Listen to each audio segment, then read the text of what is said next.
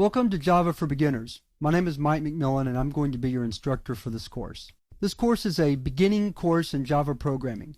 We don't expect you to have any background using a programming language, although I do expect you to have a certain amount of background with using computers. You need to be able to work a text editor.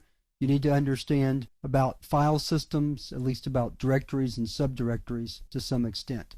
If not, you might want to brush up on those things before you continue on with the course. This course will cover several introductory topics in Java. I'll list a few of them for you right now. First of all, we're going to talk about how the Java compiler works. After that, we're going to talk about data types and variables. Those are the building blocks of all programming languages.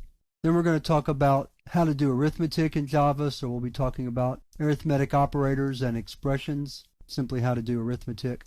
After that, we'll talk some about input and output. In other words, how to get data into your programs and how to get data out of your programs.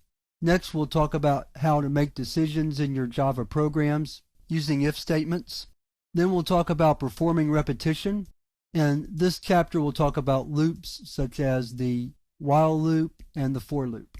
Next, we'll talk about methods. Methods are the same thing as functions, so we'll talk about how to write methods and how to use them in your program.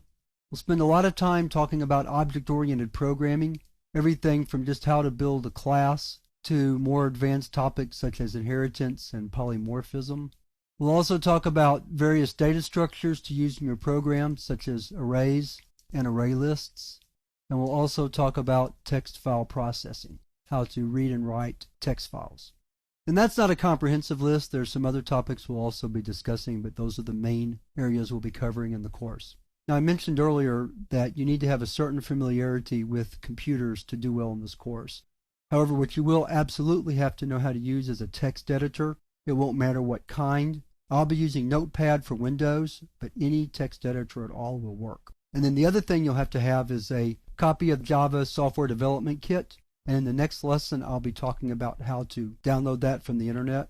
So I guess another requirement is you need to have an internet connection or the means to get a copy of the Software Development Kit, also called the Java SDK. So that's what we're going to cover in the course. I hope you'll enjoy the course. Java is a great programming language. It's very popular. It's probably the most popular programming language out there right now. It's not a hard language to learn. It's easier than a language such as C++, for example. But, this course is going to take a little bit of work, but I promise you, if you pay attention to my lessons, work the exercises, and do some work on your own, you do well in the course. So now let's move on to the next lesson where I talk about how to download and install the Java compiler.